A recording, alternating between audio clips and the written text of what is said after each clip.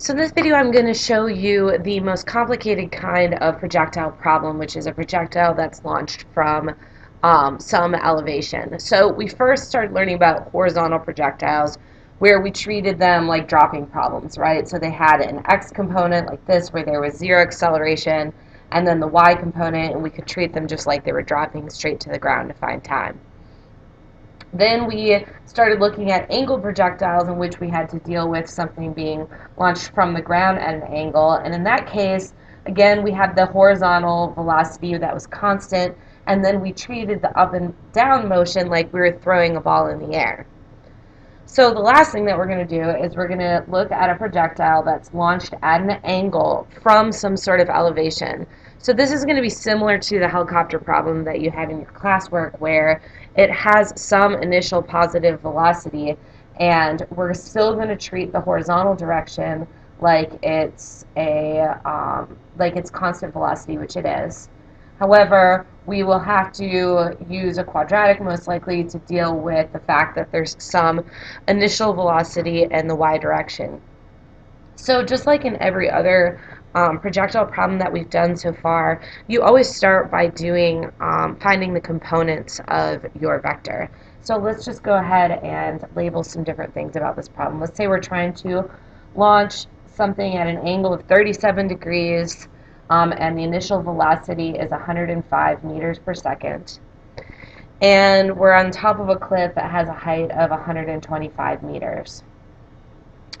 And so let's sort of start defining our parameters. We know it's going to fly over here and it's going to land on the ground somewhat over here. So this would be my distance in the x direction. I have my displacement in the y direction being negative 125. I know that as I'm flying through the air, acceleration is always going to be negative 10 meters per second squared in the y direction. Up here at the very peak of my projectile path or my trajectory, the velocity in the y direction will be equal to 0 meters per second there. Right? So let's begin by then calculating my components of this vector. So I just have to take the sine of 37 times 105 and then the cosine of 37 times 105. So sine times 105, and I get my initial velocity in the y direction is 63 meters per second, well, 63.2 meters per second, and then do the cosine of 37 times 105, and I get 83.9 meters per second. And then I never have to use this number ever again, right? So I'm done using this velocity, and I have now my velocity in the y and my velocity in the x.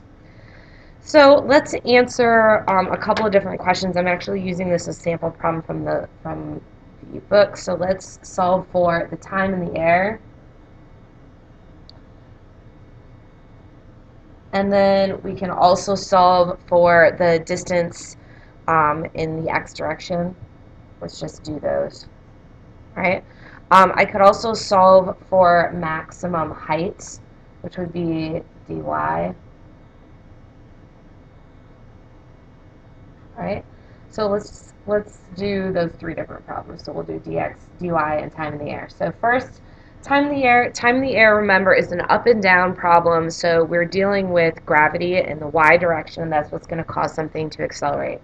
So I know that the displacement is negative 125. I know that the initial velocity in the y direction is 63.2 meters per second upwards. And I know acceleration is negative 10 meters per second squared. So just like the helicopter problem, this is where we're going to have to be dealing with our quadratic. So I'm just going to use this. D equals the initial t plus 1/2 at squared. So I get my d is negative 125, and then the initial t, and then is minus 5t squared for 1/2 of acceleration. And so I would just plug that into the quadratic formula, so I get the opposite of b plus or minus the square root of b squared all minus 4ac all over 2a. All right, so that is going to be 125 down, so I'm going to put it on the other side, right? So I'm going to add it to the other side, so it'll be positive, right? So I get the opposite of 63.2 plus or minus the square root of 63.2 squared minus 4 times a negative 5 times a positive 125 all over twice a, which would be negative 10. And I've already gone ahead and plugged this into the calculator so that I don't have to worry about taking the time to do that in the video. And I get that the time is about 14.4 seconds. And again, yours might be a little bit different because of rounding. So total time in the air would be up 14.4 seconds. Now there also is a negative term, but remember that would be seconds sort of in the past where it would have been thrown if it was thrown from down here. Okay, so my answer is 14.4 seconds, and now if I want to figure out how far from the base of the cliff that it ended, or that it landed, this is real easy because remember that in the x direction for every projectile, the velocity is constant. So we can just really easily use this equation that doesn't involve any sort of acceleration. So I use my x component of my velocity vector, which is 83.9 times 14.4. And where did my calculator go? Oh, here it is. I get 83.9 times 14.4 gives me about 1,208 meters. Right? Then the last thing I said I wanted to solve for was like, let's go ahead and see how high total height this thing would have gone. Right? So what I'm going to do for this part of the problem is I'm going to just calculate what this d is here. Because if I can calculate that d, then I can just add it to this, which I know is 125, right? So in order to do that, I'm going to use this velocity as 0 and have this be my initial velocity at 63.2. So if I use v final squared equals v initial squared plus 2ad, this will give me the d between these two velocities in the y direction. So my final would be 0. My initial would be 63.2 squared plus 2 times my negative 10 times d. Right?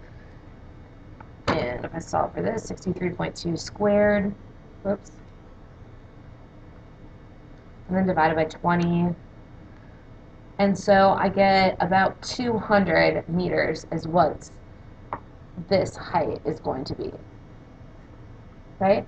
And so if it's 200 meters, then 125 meters is the height of the cliff. I know that the maximum height that it will reach is 325 meters. Right? So this is how you solve an angled projectile problem from elevation. So we just still use our constant velocity in the x direction, but now we're dealing with some displacement height and some initial y velocity similar to our helicopter.